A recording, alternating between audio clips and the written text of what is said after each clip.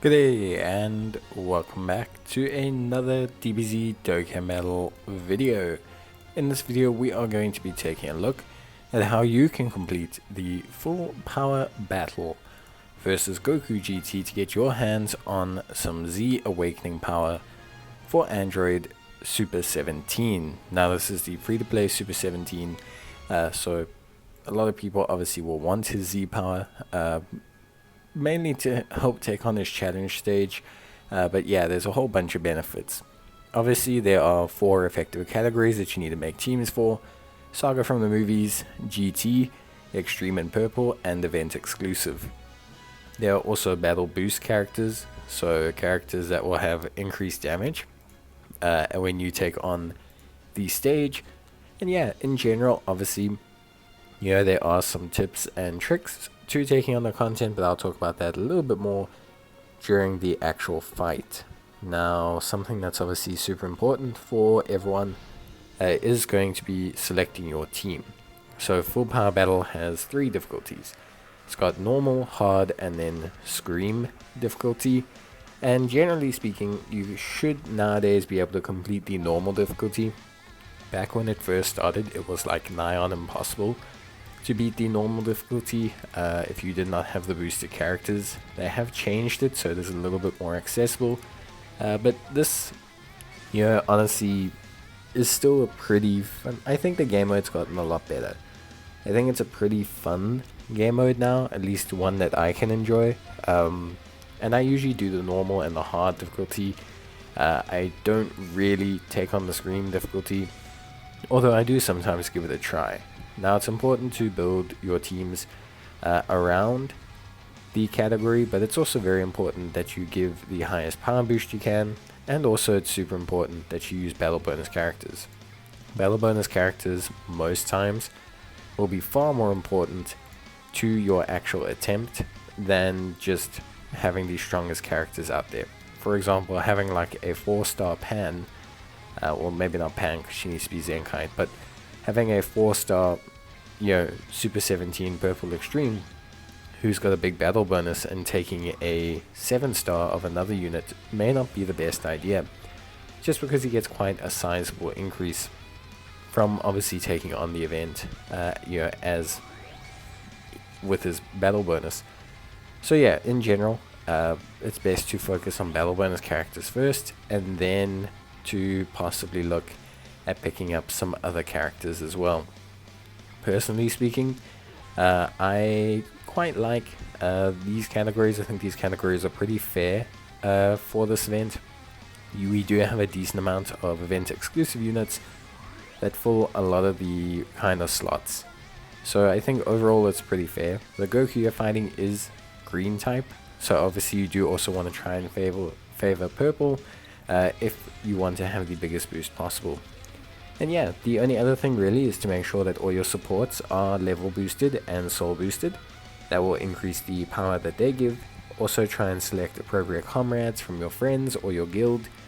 And as well, you also want to make sure that you do have equipment in every single one of your unit slots. So soul boosting and giving them pretty decent equipment is going to give you a much better time. Obviously, you can not get that in a sense that it's not mandatory, but it will definitely help you out. So what we're going to do is we're just going to pop back in. I'm going to level up the Extreme Super 17, as you can see, and then we're going to take on the event. Like I said, pretty straightforward. We're going to select the yellow Super 17 as the unit that we're going to be controlling, and then we're going to take on the event. Now, I did experience a glitch actually when I took on this event once, where I stopped an attack with Goku. From Goku, a Ki Blast attack with Android Super 17's shield, and it basically just bugged out, and I was stuck in the whole process of doing this, like the animation for blocking the Ki Blast attack. So that was pretty interesting. I don't know if that's a very common occurring thing. If it is, you may experience it. You're just going to have to close your game, and then you're basically going to have to take it from there. Now, in terms of the full power battle, as you can see now, it's very important during this phase Make sure that you evade the attacks to avoid large portions of damage. When the boss enters his limit burst phase, or this blue shield that he has, you're also going to want to make sure that you save your Rising Rush, and you save any all-out attacks. So that's the key and the strike cards that have the little gold glowing border. You're going to want to make sure that you save those keys, or those cards I should say, for this phase. Now obviously for the tapping one, you want to tap as fast as possible. For the strike one, you want to time it perfectly. Perfect does increase the damage quite a bit, and then you want to use the Rising Rush. You want to use the Rising Rush after using the all-out attacks, because if you use the Rising Rush before, it will clear all of your cards and you will lose any Rising Rush attacks you have. So make sure you do the Rising Rushes first, and then you'll be able to do the all-out attacks afterwards, and you won't lose anything, so you should be okay. Now of course, in terms of everything else, it's all pretty straightforward. If you don't manage to break the blue shield in time, you will take a pretty big strike of AoE damage, and your whole party is going to be left quite low on health. Beyond that, if you do clear the burst, you get increased draw card speed, you get increased damage, you get a whole bunch of perks, and that generally helps you as well in terms of doing damage and defeating the boss. So it's all fairly simple stuff.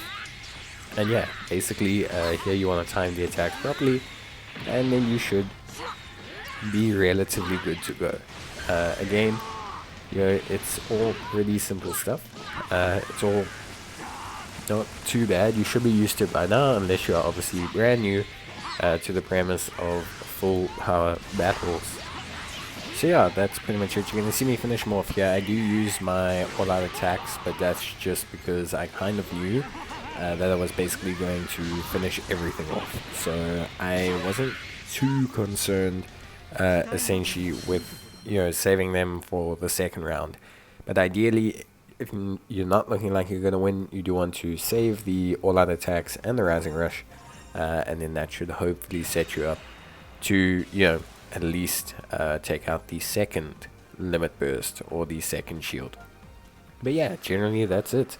Overall, pretty solid stuff, pretty easy, and yeah, a pretty nice time. I think the units that you can use here are pretty good. So I think overall you shouldn't have a massive problem taking out this full power battle. That's it from me. Bye.